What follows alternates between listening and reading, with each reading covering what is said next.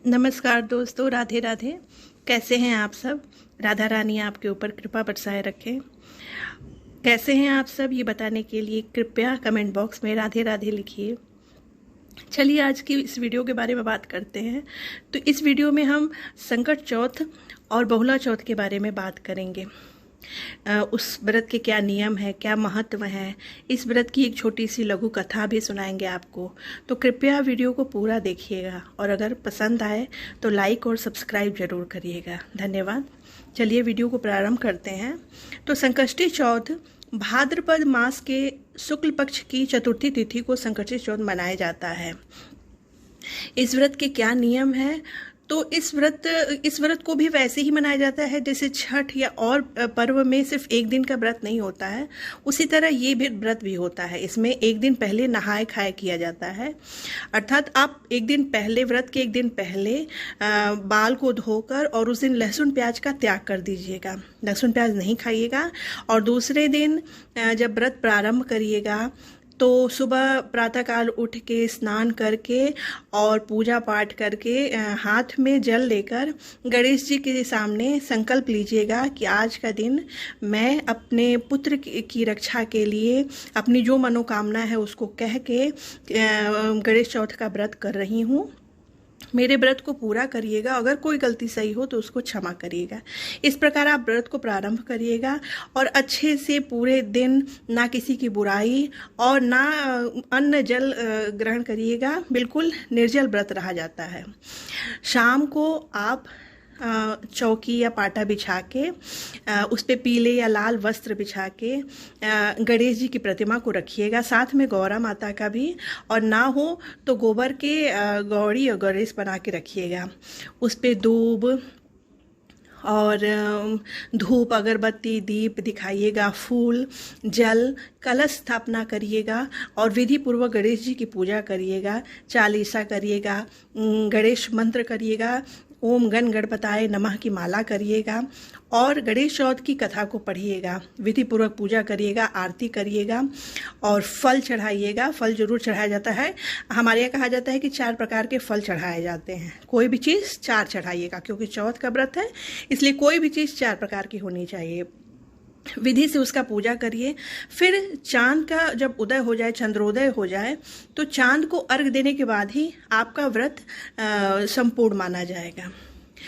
तो संकष्टी चौथ के व्रत का समय कब प्रारंभ होता है, आइए जानते हैं। समय है 2 सितंबर को शाम को 8:50 पर व्रत संकष्टी चौथ प्रारंभ हो जाएगा और दूसरे दिन 3 सितंबर शाम को 6:24 पे संकष्टी चौथ समाप्त हो जाएगा। चंद्रोदय का समय है 9:25। तो इस कथा का क्या महत्व है, चलिए जानते हैं। इस कथा का महत्व, इस व्रत का महत्व, संकष्टी चौथ का महत्व, जैसा कि आप लोग सब जानते ही होंगे कि यह पुत्र के लिए किया जाता है। पुत्र की रक्षा, पुत्र के दीर्घायु होने के लिए हर एक माताएं इस व्रत को रखती हैं। आइए चलिए सुनते हैं इसकी एक बहुत ही प्रचलित और पौराणिक कथा। एक समय की बात है, राजा हरिश्चंद्र का राज्य था। राजा हरिश्चंद्र के राज्य में वो बहुत ही सत्यनिष्ठ और प्रतापी राजा थे। उनके राज्य में सब लोग कुशल मंगल से रहते थे। उनके राज्य में एक ब्राह्मण रहा करता था। उनकी पत्नी के साथ और एक 5 वर्ष के पुत्र के साथ वो रहता था। उनकी पत्नी गणेश जी की बहुत ज़्यादा पूजा किया करती थी। उनकी प्रतिमा को धूप, दीप, अर्घ, दूब चढ़ाया करती थी और उनकी नित्य नियम से उनकी पूजा किया करती थी। एक दिन उनके पुत्र को एक कुम्हार, जब वो बाहर खेल रहा था तो एक कुम्हार धीरे से, जो नर पिचास टाइप का वो कुम्हार था, उसको धीरे से उठा लेता है और अपने जलते हुए आवा में एक घड़े में रख के सोने चला जाता है। वो ऐसा इसलिए करता है क्योंकि उसको एक तांत्रिक ने कहा था कि तुम्हारे मिट्टी के घड़े अच्छे नहीं बन रहे हैं, तुम आर्थिक रूप से मजबूत नहीं हो रहे हो, तो तुम किसी बालक की बलि चढ़ा दो। इसलिए उसने ऐसा कुकर्म किया। उसकी माँ, बच्चे की माँ अपने पुत्र को खोजती रही, बिलखती रही, रोती रही। चारों तरफ पूरे गांव में उसको खोजा, वो नहीं मिला। वो रोती रोती पूरी रात रोती रही। दूसरे दिन जब कुम्हार घड़ा उठाकर देखा तो उसमें घड़े में पानी भर गया था और बच्चा उसमें मुस्कुराता हुआ खेल रहा था। यह देखकर वो बिल्कुल डर गया। उसको लगा कि यह कोई जादुई बच्चा है। वो दौड़ता हुआ राजा के पास गया और सारी घटना बताया, अपने सारे पाप बताए। राजा आए यह देखने के लिए कि वह कौन सा ऐसा बालक है। तब वो ब्राह्मणी भी रोती हुई वहां आई। उसने अपने बेटे को देखा और गले से लगा ली। जैसे एक गाय अपने बछड़े को पुचकारती है, उसी तरह उसने उसको पुचकारा, प्यार किया और रोती हुई उस कुम्हार को कोसने लगी। तब राजा ने उससे पूछा कि माता, तुम कौन सा जादू करती हो कि तुम्हारा बच्चा आवा में भी नहीं जला और घड़े में पानी, कमल का फूल और धूप कहाँ से आ गया?